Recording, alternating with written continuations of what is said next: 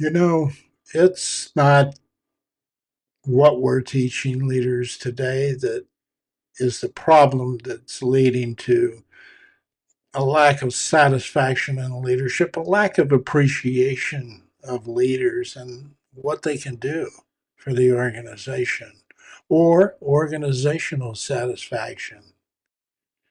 And of course, the lack of engagement. It's how we're developing leaders today. I'm Vic Vogel, and this is Building Renaissance Leaders podcast. For the next few minutes, I want to be discussing with you why we need to change the paradigm of leadership and leadership development. And what I mean by paradigm is to rethink the leadership role. Right now, we're so highly entrenched in a very uh, functional, siloed, results oriented role for leaders throughout the organization. Actually, from the top, where it very begins, where CEOs and that executive team, they feel like they have to drive and create and improve and consistently improve year after year, actually quarter after quarter if you're public. You have to change and improve the organization constantly, and you have to hit goals on an ongoing basis. And sometimes we do that at the expense of the organization and the people who are in that organization. We forget, when you really look at organizations, they consist primarily of people. If you take all of those people out of the organization and just leave that executive team, your organization really isn't going to survive. And we know that. That's obvious. Unless you're just a one person YouTube influence generator. And there are some out there, thank goodness they're out there, and I'm glad they're doing well. But for the big corporations, for 95% of the businesses in America that hire people, that their livings and their life depend upon these organizations, we need to take a little more time thinking about what we can do with those.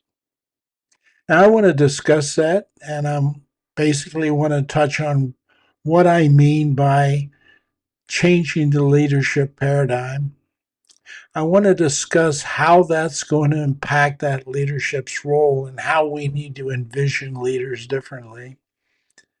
Talk a little bit about what I feel are the concepts or the dynamics we need to think about when we're working with leaders, and then how the organization's going to be impacted by this change, what they're going to have to do to change. So, we're going to try to cover those topics in this session coming up.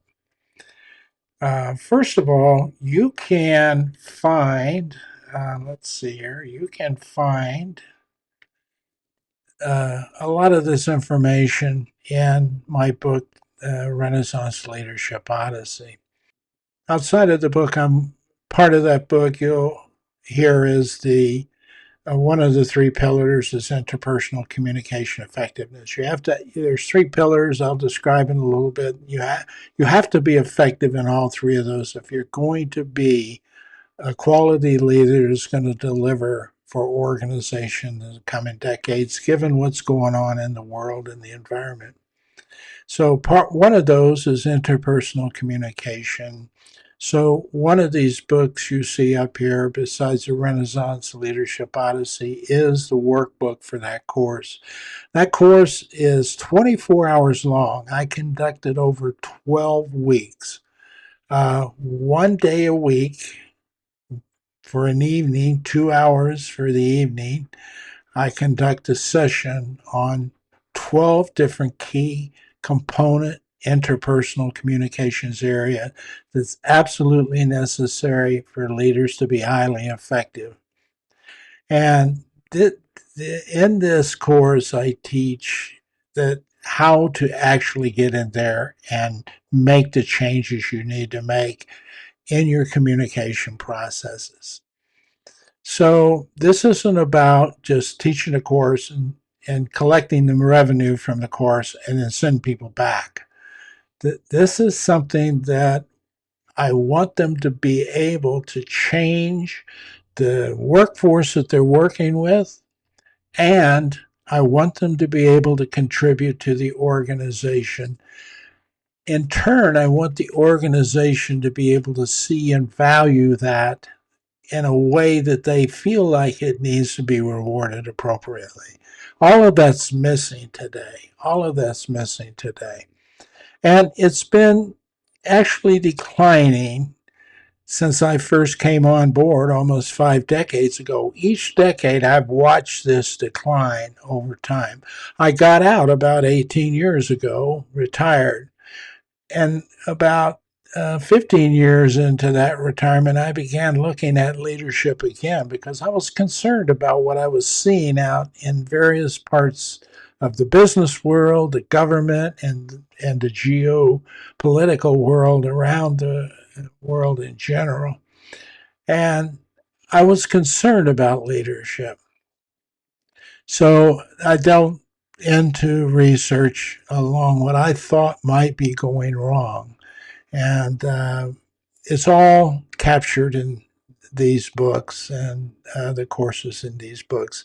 You can find these. I did not put these on Amazon or any place else. I wanted them in one spot where I could see if people were interested in pursuing some knowledge to change, who actually change and get a result out of that change, leadership. So I put these into a format called Buy Me a Coffee. And if you put your phone up there, put it on photo, it'll take you to a link where you can purchase these books. You can also purchase a spot in the course. I only have 6 people attend every course. So that's a 12-week course. So only 6 people are going to go through that course in that 12 weeks. Now, that doesn't sound like a lot, but those 6 people, as they become highly effective and make changes in their areas, people are going to want to expand that. And that's my objective, is not for me to generate a lot of revenue out of this, but to begin to expand so people begin to want to take this and put it into their organization and make it work. And you'll see what I mean by that as we go into that area. So let's take a moment here and let's backtrack. And the first thing that I wanted to cover was the fact that when you look at leadership today, it is where it was actually is worse off than where it was back in the 1970s. And I started getting into the business world. I spent 5 years working inside special forces in the Army as an officer. So I began to get a lot of training in that area that was actually a little more advanced than I think what businesses were applying during that time. In the military, is very concentrated, and you didn't get a lot of questions about the leadership side of this because the military has been very successful in leadership for years and years. Uh, so when I came out, I went in with eyes open, and I was seeing during that time some of the things that uh, would make people feel comfortable about working in a company. Like I think my first company was Electronic Data Systems. Ross Perot, he ran for president way back in the early 70s. As a third party person. Ross was well known at that time. The EDS was the premier company that a lot of IT people wanted to work for. And that time they were called system scientists. And I did a lot of recruiting for them. And to be honest with you, you actually felt proud and you were excited to tell people you worked for electronic data systems. Over 50 years, over 5 decades, I watched that whole attitude about the organization, about leadership, begin to deteriorate. And we kept spending more and more money and more literature, and more research was coming about leadership. Kind of reminded me of weight loss. A lot of information about weight loss, and we kept getting fatter and fatter in this society. Um, it was the same way in my mind as I began to walk through. Now, I was immersed in it. And a lot of the stuff I'm going to tell you about, I was actually applying in specific organizations with specific leaders. So, yes, I touched a few hundred leaders probably, and in terms of development that I think I might have had some difference. Leadership is always about the person first. That's who's going to make it successful. But as a mentor, as somebody who worked close with people, I think I had some impact on some leaders. And so there are some leaders out there, I think probably, if they've worked for me or I coached or mentored them in a consulting role, probably are going to hear some of this stuff and recognize what I was doing way back then. Uh, However, all through this period of time, across all organizations, and you've got to realize that it's not just about the Amazons and the Apples of the world and the Googles and the Nvidia and the large corporations of the world. In America, for example, well over 90% of the companies in America are really just small businesses, and or they're maybe medium sized businesses, but they're not real large corporations. So uh, you didn't get a lot of this kind of leadership development in those organizations. They just can't afford it. They can't afford a high paying consultant to come in there and work with their leadership or their manager in a restaurant for 4 months, and get them really beefed up in terms of their leadership capacity. Just not a feasible thing. So we're not seeing a lot of change in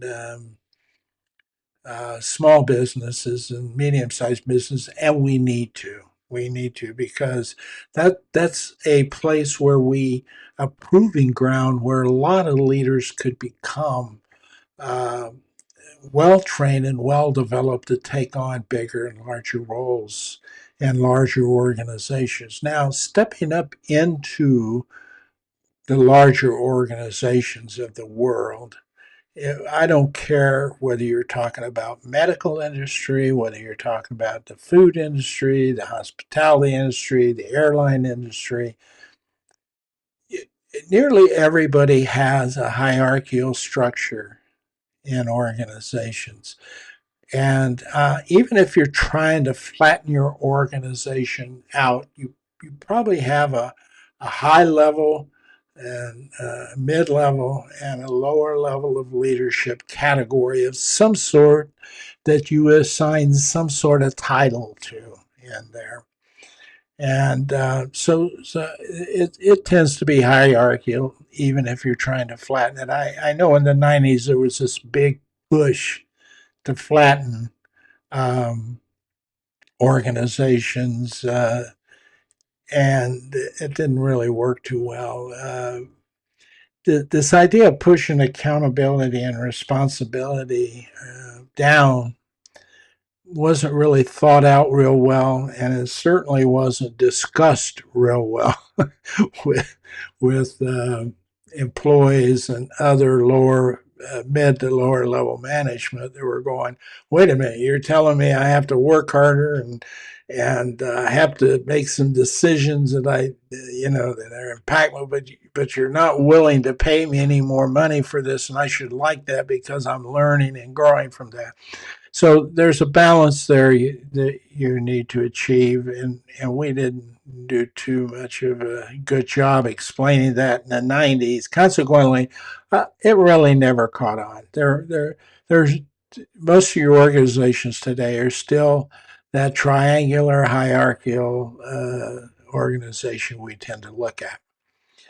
That has some, by its own definition and structure, has some things that inhibit the leadership role and isolate it, and I think make it less effective across most organizations. There are some out there that are what I would call Renaissance organizations, and it's because somewhere their leader received the kinds of things that I'm going to be talking about in their history, in their lifespan, in their history that made them who they are.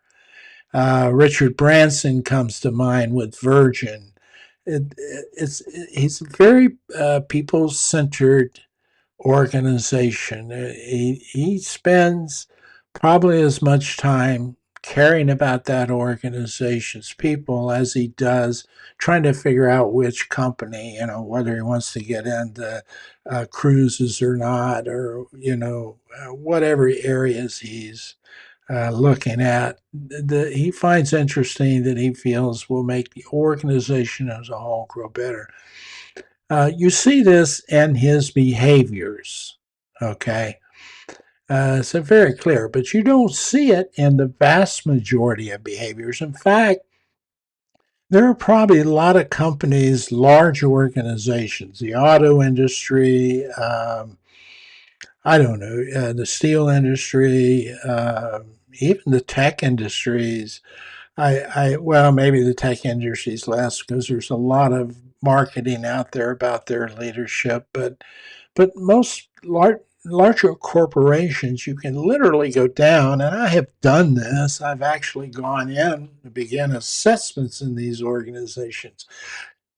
And the people working in these departments have no idea who the CEO or the leadership team is in that organization. In fact, they don't even know many people outside of their own department.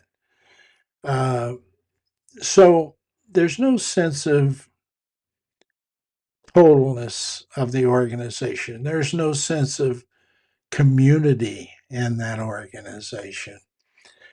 So as I began to, as you can find in a lot of other podcasts I've done, why I've come to these conclusions. But basically, I was talking to a lot of people and doing some literature review and realizing we were spending billions of dollars in leadership development every year on an ongoing basis, increasing every year.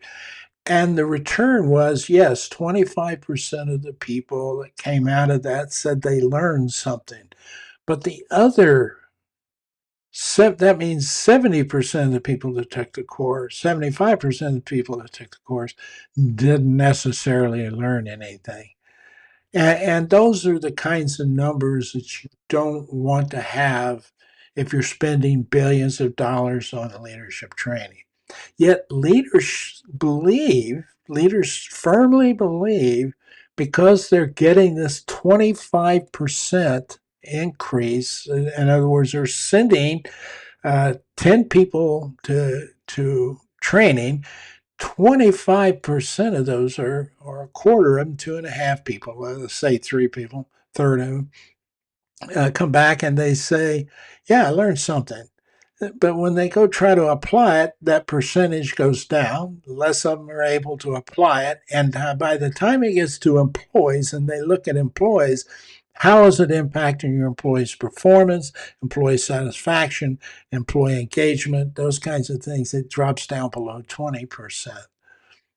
That means 80, 90%, or well, let's say 75 or 70 to 80% of people aren't really having a significant, leaders aren't really having a significant impact on their people out there so that they go out and prove that.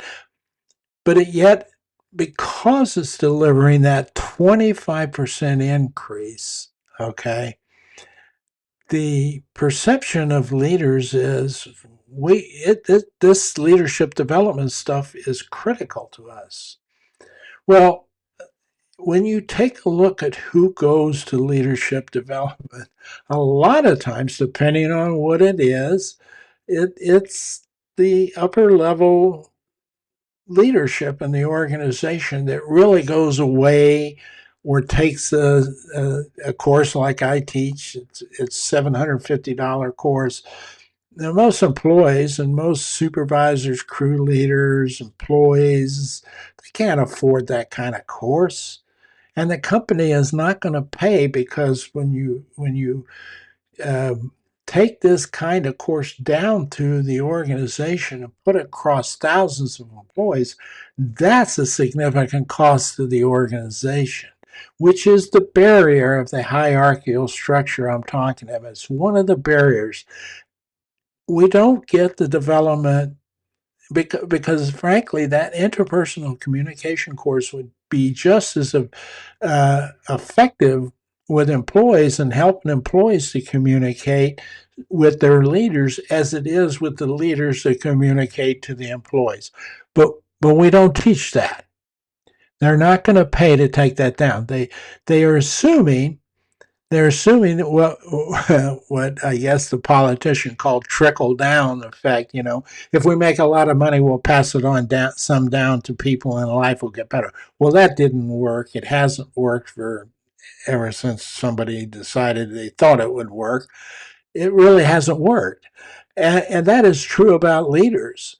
You can't assume your leaders are going to trickle down what they know to their employees and get them all excited, and they're going to be much more effective. That is not what is happening. That is not what the data says is happening. And it's been saying it's not been happening for 3 or 4 decades. Not just this year, a couple years ago. 3 or 4 decades. The employee engagement, employee satisfaction has been consistently rated the same. We keep spending more and more money to teach leaders. If you look at what that data is telling you, it is not, the leaders are not taking this down to the level where it makes a difference in most organizations. Again, there are a few Renaissance companies out there already, like I mentioned, Virgin, but there's not going down in there. And we're not changing it. We're got more coaches, more mentors, more people on social media out there trying to get people to buy an hour or two with them.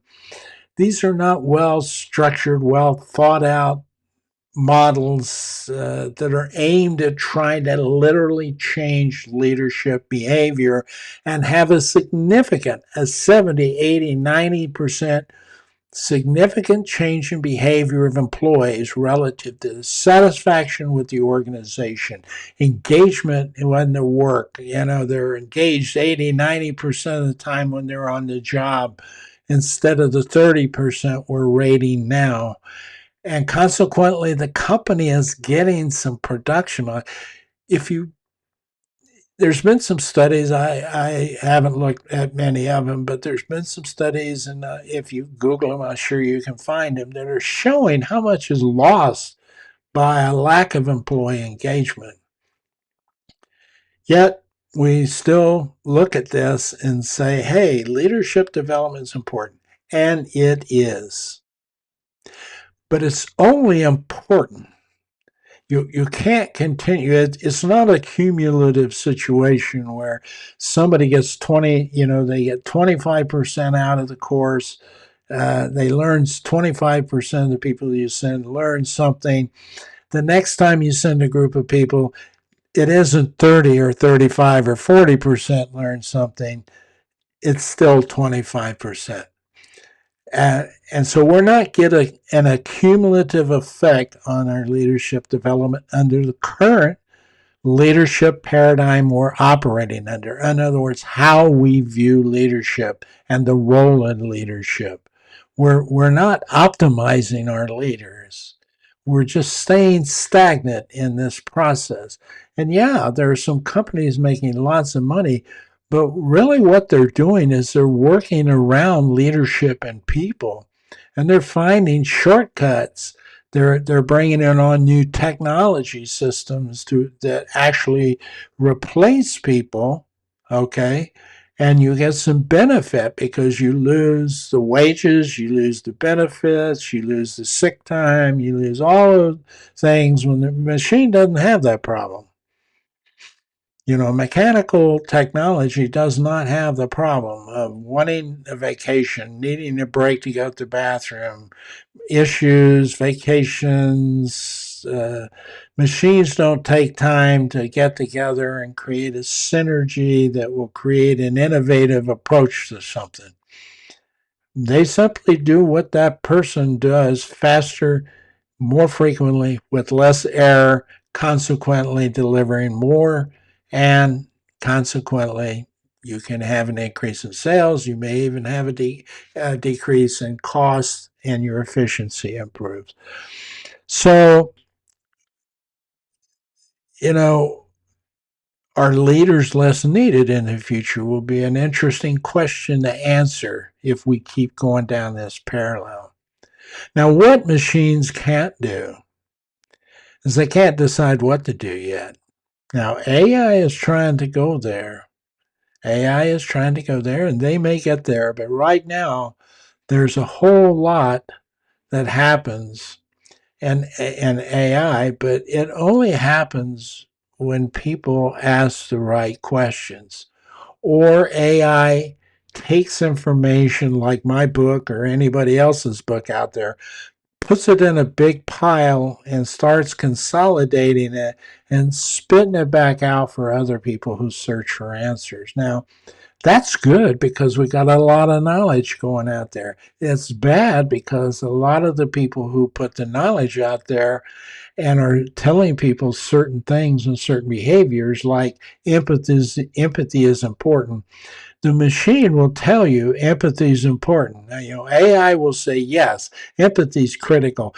Yes, here are the things that are critical about it. Here are all the charts and graphs you can show about empathy and what you need to watch for and how you want to do it. And empathy is something, here's how it would look like. Here's a few examples of how you would do it. Here's a few videos that show you some role plays on it. But it doesn't tell you need to take the time to determine whether you're an empathetic person or not about yourself. It blows right past this whole idea that we need to take some time with leaders to find out who they are, what they're about, how they think, how they feel. What are the strengths and weaknesses relative to things like making decisions, being able to control your emotions and make decisions?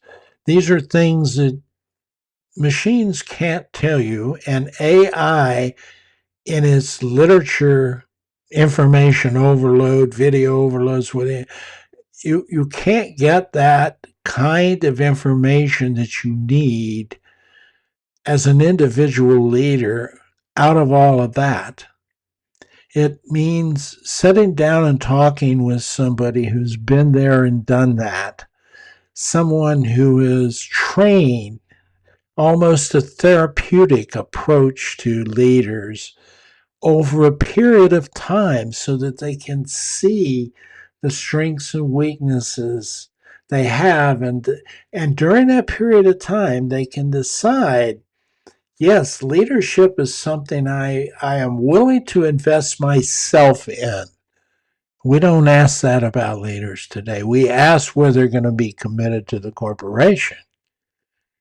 A whole set of, I designed a whole set of behavioral interview questions when behavioral interviewing first came out in the 80s, working with a major research firm that was helping us, and they were looking at things like, why does a hockey player, a goalie, what about that goalie makes a good goalie? And it was the idea of that for some reason they have a sense of when it gets really intense and everybody's coming towards them, they have a sense that they can almost slow everything down in their mind while they're watching it happen.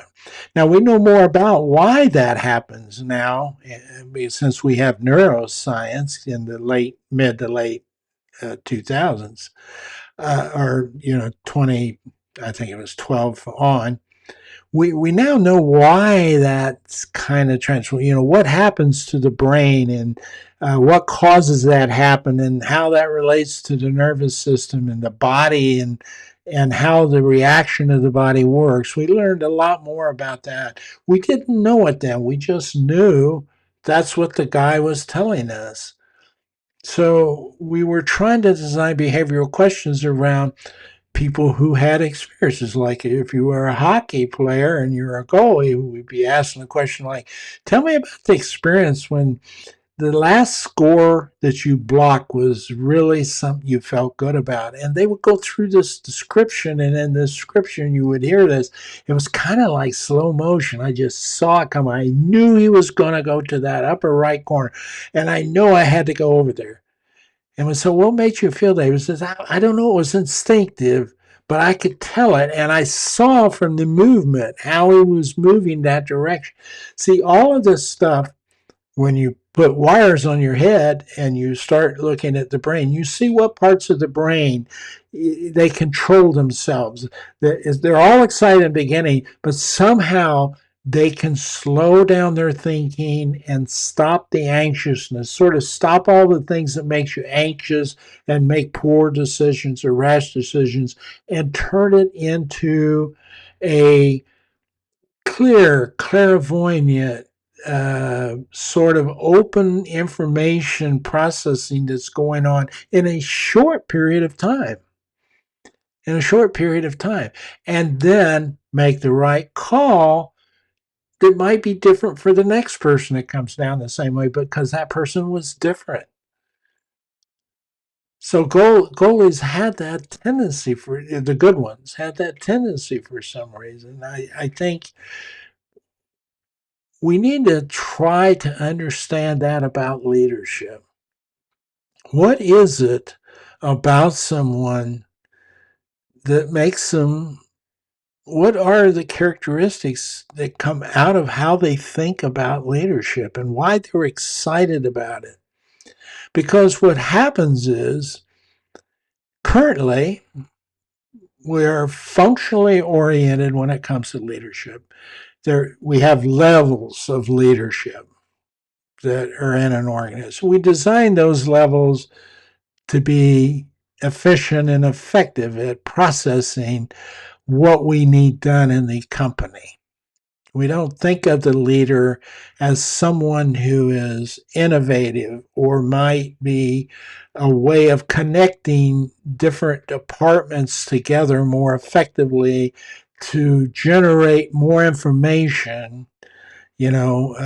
Someone in marketing might or someone in finance, probably a better way to put it. Someone in finance may be looking at something in marketing, and because they're not an expert, because they haven't been immersed in it, because they don't have their blinders on about marketing, they might see something that would make a great marketing strategy, and they don't know anything about marketing, but you don't get a chance to hear that person because there's no community.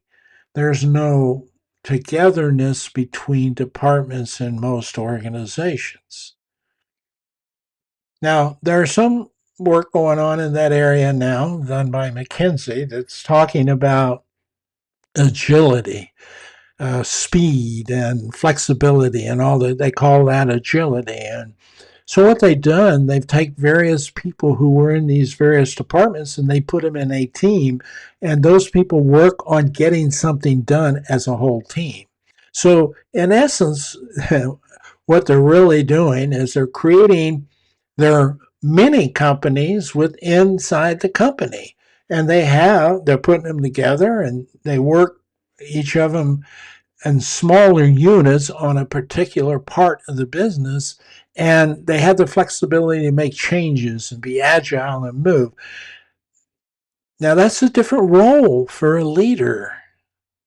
That's a different role than we've been having them in. You're now a marketing manager. You're not responsible or accountable to anybody else, just your marketing area. And the largest part of our corporations, large corporations do that. Okay. And even take it down to a small restaurant business. You have a hostess. That hostess has there's some sense of guiding and directing what waiters go to what tables. And the waiters aren't allowed for most of those hostesses. This is their territory. And the waiters aren't allowed to say, "Hey, what if we did this? And I'd like to go over here and help him. And she needs some help. Let me spend some." They go, "No, no, this is your table. That's your area. Stay with it." Uh, that kind of activity sort of disenfranchises employees. It makes them not feel valued. You don't feel like you're contributing. You've got some ideas. You don't feel like you're growing or contributing much to the organization. Consequently, they're often viewed as not. They're not viewed as contributing to organizations.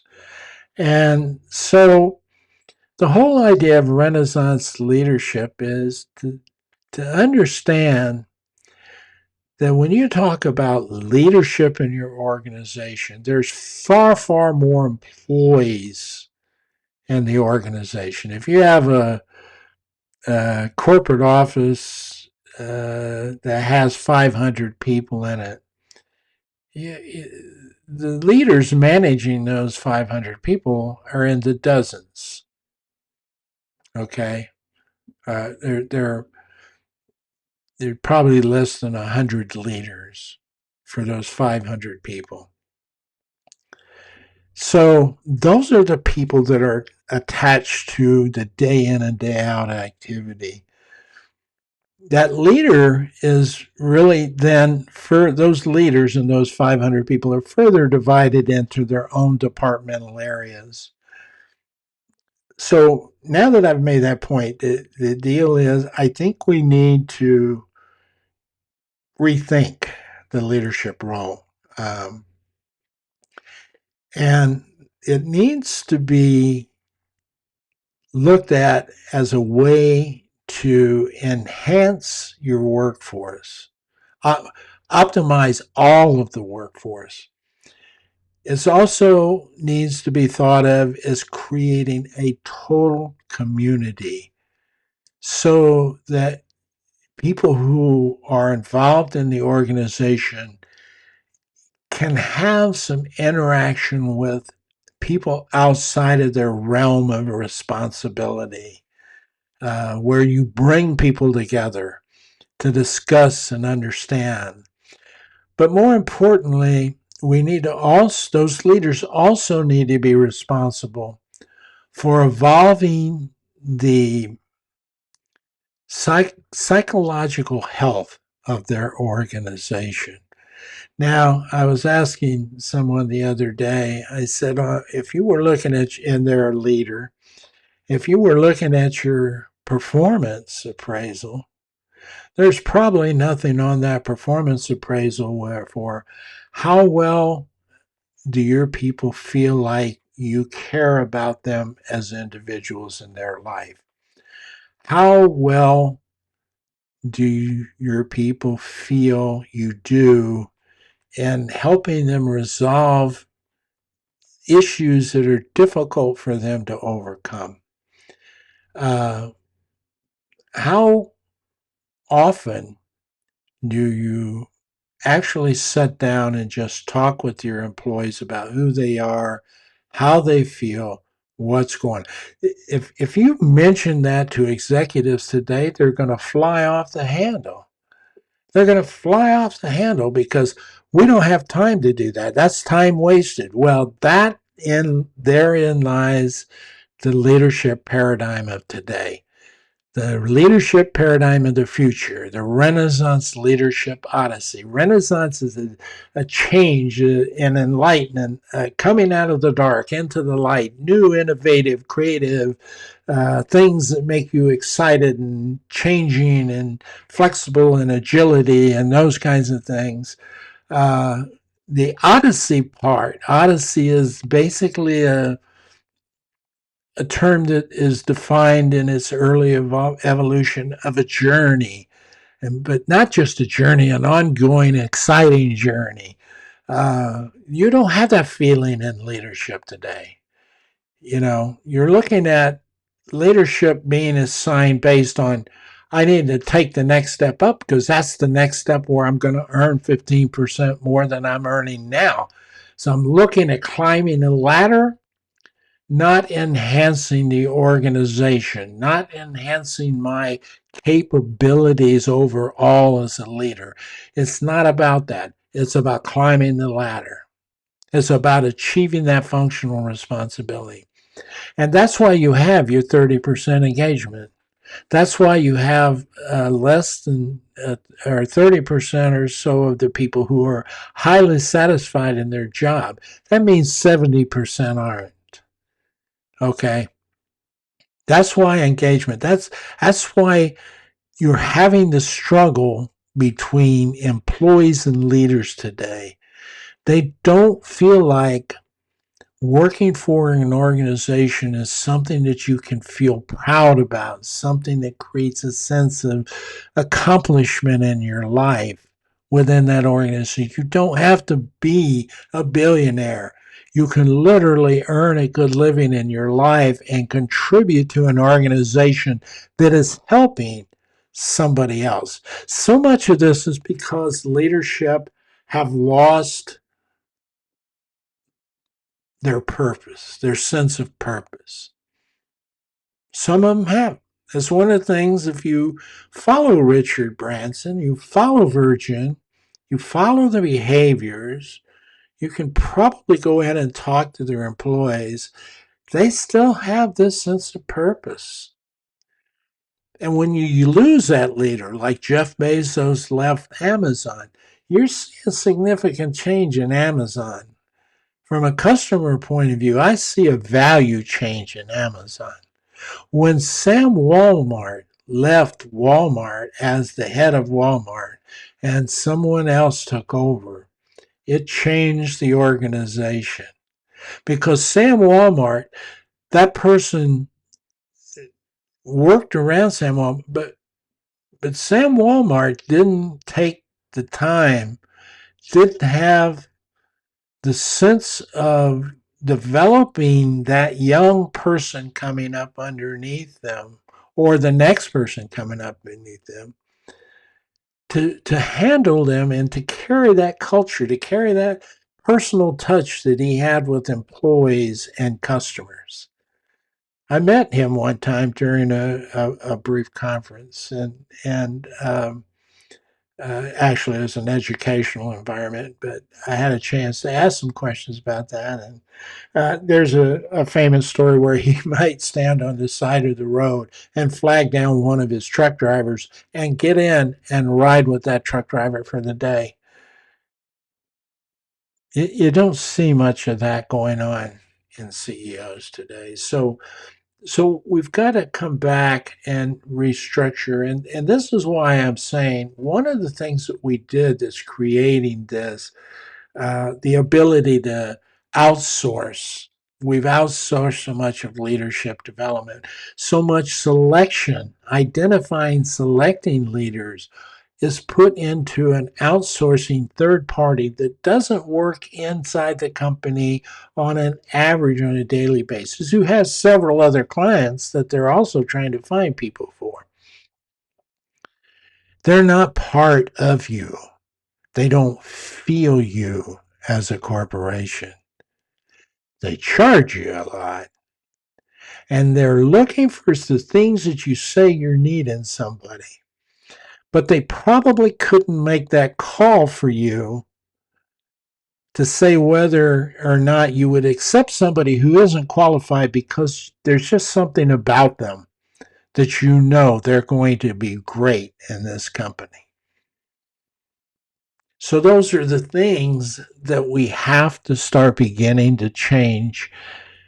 To do that is going to require organizations to begin to decide how they're going to view the role. The role of leader has to be seen differently than a functional person getting set amount of people to deliver a product. It's got to be greater than that. We have to see the role in a lifeblood system where the culture, the value, the sense of belonging, the sense of employees being able to be perceived as valued, all of that has to be part of the accountability level of leaders and what their role needs to be, even more so than getting the product out there. The other thing that we're going to need to do is we need to bring that selection of leadership that remember, they're the lifeblood of your organization. It's where everything that the top of the organization wants to happen filters through all of these leaders to the lower part of the organization.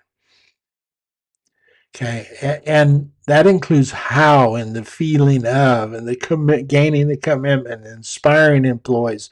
Those kinds of things are what is expected. We say we expect it of leaders, but we really don't show it. We don't behave it. And that's because, again, we've outsourced so much of leadership development, training, everything to outside sources. We're going to have to bring all that back in-house.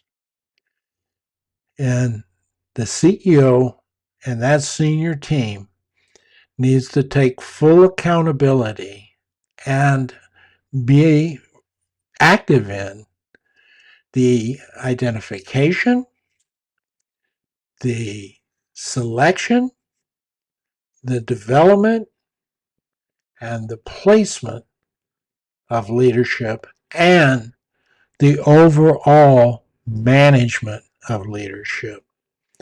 That's just if, like I said, if you have 500 people, you probably have less than 100 leaders in the organization. That includes crew leaders and supervisors at the bottom. And you don't want to get that group to the point where they isolate themselves from each other. We want leaders talking to leaders to enhance each other and to grow and to optimize and fill the gaps for strengths and weaknesses. You want the ability for leaders to take that energy, that purpose that you have as an organization, and truly engage that and take that down to the level in a way that employees look at you as a leader and say, I hear you. I see what you're saying. I love it. I want to be part of it. I want you to take us in that direction. We're going to tell you everything we can do, and we're going to do everything we can do to make it work. Now, what we also need to do is have those employees educated so that if we run into a leader that's having these problems, they know how to do that. Part of the course I teach in that 12 weeks talks about how to deal with a person who's difficult, a difficult discussion with a person. Employees have that constantly with leaders. Their leaders are difficult discussions. It should not be that way. It should not be that way. It's something that I learned way back in the early or the mid 1960s when I went in Special Forces, came out of OCS and was being trained as a Special Forces officer. You learn real quick in the military, experience and knowledge and wisdom is valued. So your master sergeant knows you're in charge, but he also lets you know you don't know very much. And you have an option. You can maximize that person to your benefit, or you can try to coercively control them with a coercive power base where I'm the captain, you're the sergeant. That's the way it is. You don't want to do that. Not in a team that relies on everybody to do their job effectively for everybody to be alive and come home. And it taught that stuck with me. That has stuck with me for a long time. I was thinking the other day, I can't remember. I don't believe I've ever had to fire anybody I've hired. I've lost some people because of situations. It might be health, it might be moving, spouse moving, or whatever those were. It's not like I haven't lost people, but I've never had to fire someone I've hired for performance. And I've never had anybody leave me that was frustrated with me. I had one situation where I assumed somebody who actually got caught doing something that was illegal and within the company. And but even that person, there wasn't an animosity between me and that person. Okay, they knew they had to go. The deal was, and we talked it through with the CEO and everybody else, the deal was we needed to try to help them as much as we could. And so the idea was to try to get them another job because we felt like they learned their lesson. You don't find that much anymore. And so anyway, this is what the Renaissance leadership is about. It's about reorganizing our thought process is about the roles we want leaders to play and how they can optimize the workforce more effectively. And when you do that, the workforce is more appreciative. They feel more valued. They feel like they're contributing. They're learning. They're growing. And they may leave you and go to some other place because there's not room to grow in your place. And you're excited for their growth and their movement into a new area, which is then gets you excited about communicating with your uh, business world. You know, you're associating company to company. So this could expand within a department and it could be extremely infectious once people see how exciting it is and how enjoyable it is. It can also be infectious from organization to organization. Now, these principles apply. They get applied differently uh, based on your size, maybe even your business, but uh, the general concept is the same. To see leadership in a much more community building, much more associative, collegial way as part of building the whole organization's interface with each other. So that you got an optimization of everyone in that organization towards where you want to go. Now, part of that I've broken down into three categories that are absolutely critical to that. The first one is your ability to actually communicate effectively. And we don't teach that. We teach active listening. We teach feedback. We may teach speech or something like that. All of these are components of a larger, more comprehensive system of communication when two people talk to each other. Just two people. There's a tremendous amount of things that can be impacted that you're not aware of. And we don't teach it in high school. And many college students get out without having any courses in this. And yet, the one thing, and I've probably had assessed tens of thousands of employees over 35 or 40 years. And I can tell you without a doubt, bar none, when I ask the question, what one thing, if you could have your leader do better, what would that be? It's communication. It's communication because it impacts so much. You can't have an organization without it. It's vital.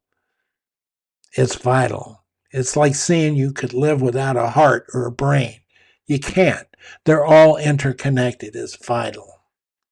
The other thing is the thing that we missed for 40 years that now we have an opportunity to do well, and that is take time with the leader to understand who they are as a person, how they think, what their background was, where their interests are, to take and conduct a therapy to create a psychological leadership profile to determine if that person truly is someone who has the insight, stability, and the desire to lead people.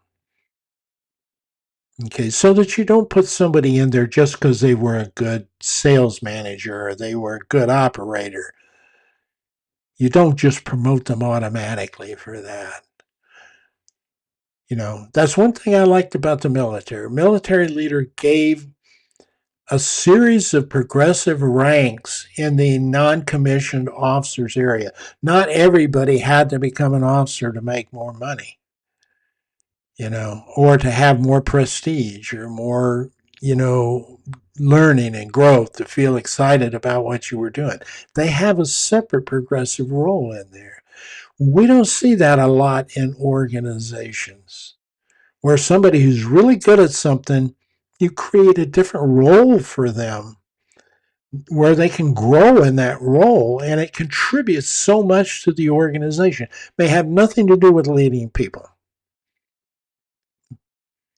but we tend to put that and say that's a leadership role and put a span of control for them to handle, and they don't want that. They don't like that.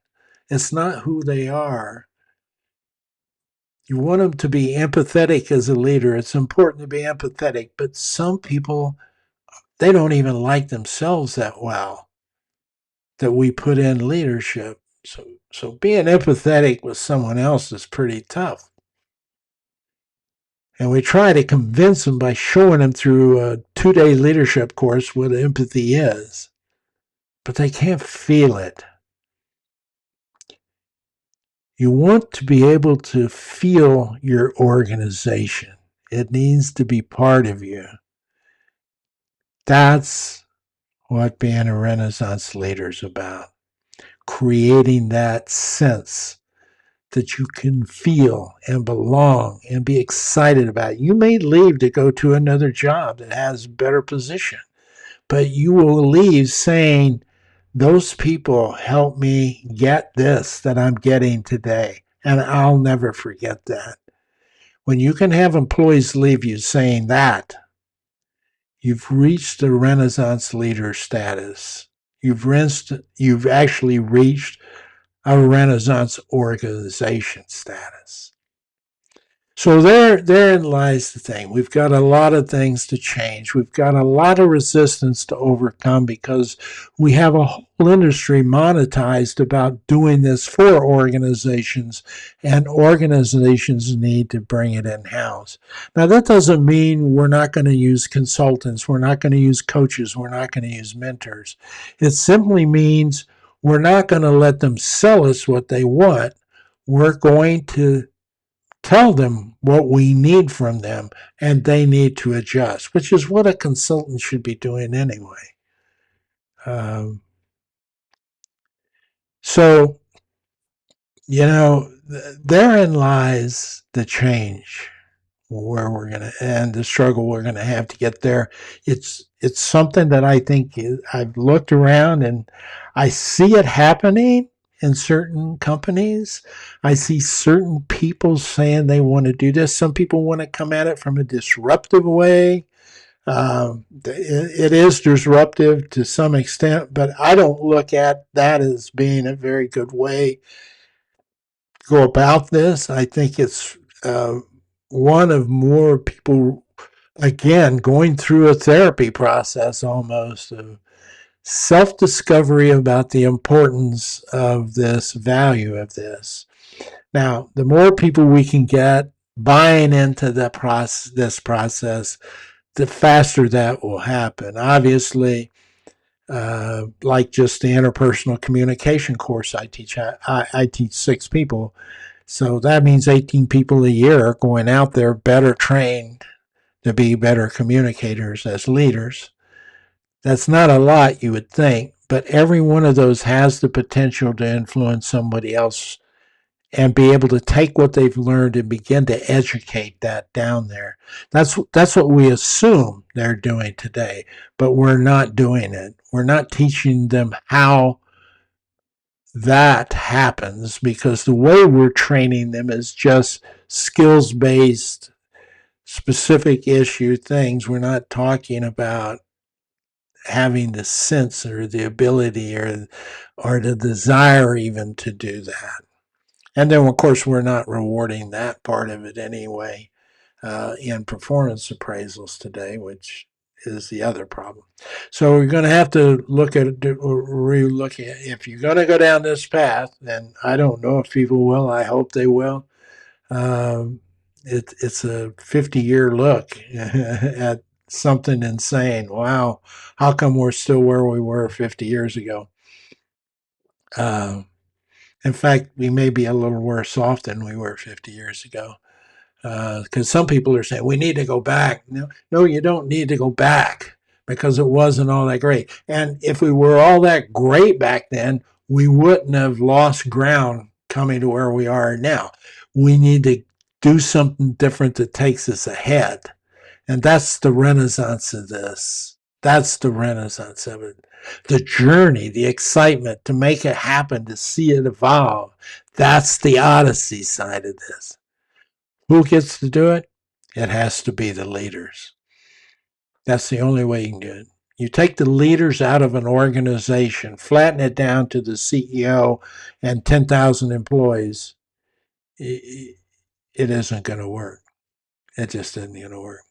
So there you have it. That's my insight into how I see the Renaissance Leadership Odyssey movement moving forward. Again, I just introduced it. It is just me. I don't. It may take 3 or 4 years to get anybody to see this. When you're looking this far out in front, most of the time you're a little bit ahead of where people are today, and consequently, you're not seen as viable, or it's just something that there's so much resistance to the change. It takes a little while to overcome, and then 5 or 6 years, 7 years from now, you might see that as a norm going on, which I think is going to happen. But what I would like to do is not lose that 5 or 6 years and people launch into this, at least in some way, to get us farther ahead. And it's not just business. This same concepts apply to the United States government and other governments that are out there. It applies to nonprofit organizations. It applies, in fact, to any place where there's a leadership role to be defined. And that could be a family, it could be just a club or an organization, it could be a lot of areas. But I tell you one thing, There are a lot of people hoping for this kind of change. That's why you have the battle you have between leadership and employees right now. It's very evident, and if you look past that, you're just simply in denial of what is obvious. I hope we can do that. I hope I can have some impact. I hope somebody else even might take this and take it far, far. I probably don't have the time in my life at 78 years old. Probably don't have the time in my life to see this come to where I would love to see it come to in fruition and all the changes that are going to happen along the way. That's the odyssey part of it, the journey that keeps changing with challenges and all the things that cause you to take this turn, that turn along the way. Those are all things that make the journey exciting. And that's what it should be. If you're changing this, if you're going to jump into the Renaissance Leadership Odyssey, you ought to be excited about the journey as much as you are what you think the end results will be, because it will change a lot of things along the way that you can't even see right now. You have a good day. Thanks for taking the time to listen. This is, again, these are long podcasts, but I do them so that they will be digital libraries for people. All right. Until next time, have a good evening.